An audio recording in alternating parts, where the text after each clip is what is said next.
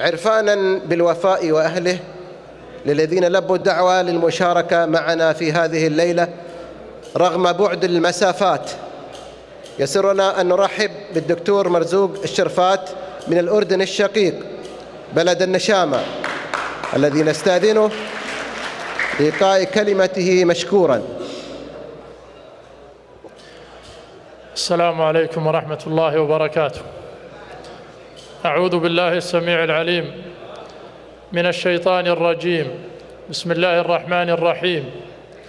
الحمد لله رب العالمين، وصلاة وسلاما زاكيين طيبين على أشرف المرسلين وخاتم النبيين وعلى آله وأصحابه أجمعين.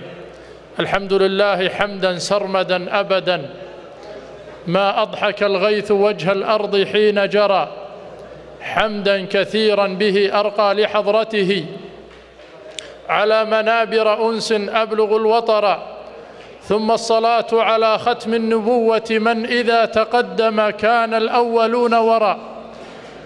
ثم السلام على آله وأصحابه ومن سار على نهجه إلى يوم الدين. يشرفني في هذه الليلة المباركة وفي هذه الأمسية الجميلة في محافظة جدة، شرفنا الله عز وجل أن نحضر هذا الزواج المبارك لأخينا وفارسنا ومعزبنا في هذه الليلة الأخ المهندس سلطان ابن حمدي الخضيري السلمي، شقيق الصديق العزيز الأستاذ الكبير أبو طلال حفظه الله ورعاه الله، رفيق الحج في الموسم الماضي، وقد وجه إلينا دعوة إلى بلدنا الأردن، فجئنا ضيوفا على بلدنا الثاني حتى نشارك إخواننا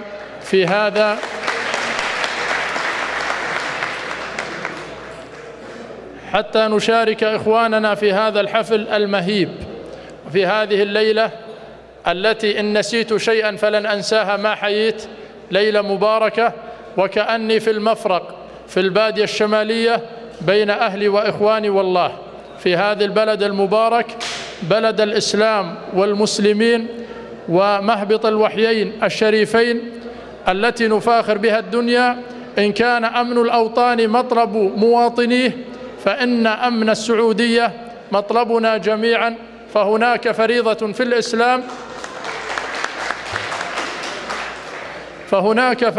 في الإسلام الركن الخامس لا يتم إلا في هذه البلاد التي أسأل الله عز وجل أن يحفظها من كل مكروه، وأن يجنبها حسد الحاسدين وحقد الحاقدين ومكر الماكرين، وأن يوفق القائمين عليها لما يحبه الله تعالى ويرضاه. المشهد أكبر مما أتكلم به، ولكن كما قال أحدهم: لا خيل عندي أهديها ولا مال، فليسعد النطق إن لم يسعد الحال. هذا والله الموفق. وأشكر إخواني القائمين على هذا الحفل أن كرموني بهذه الكلمة الموجزة التي سعدت بها كثيرا، فبارك الله في العروسين، بارك الله لهما وبارك عليهما وجمع بينهما في خير.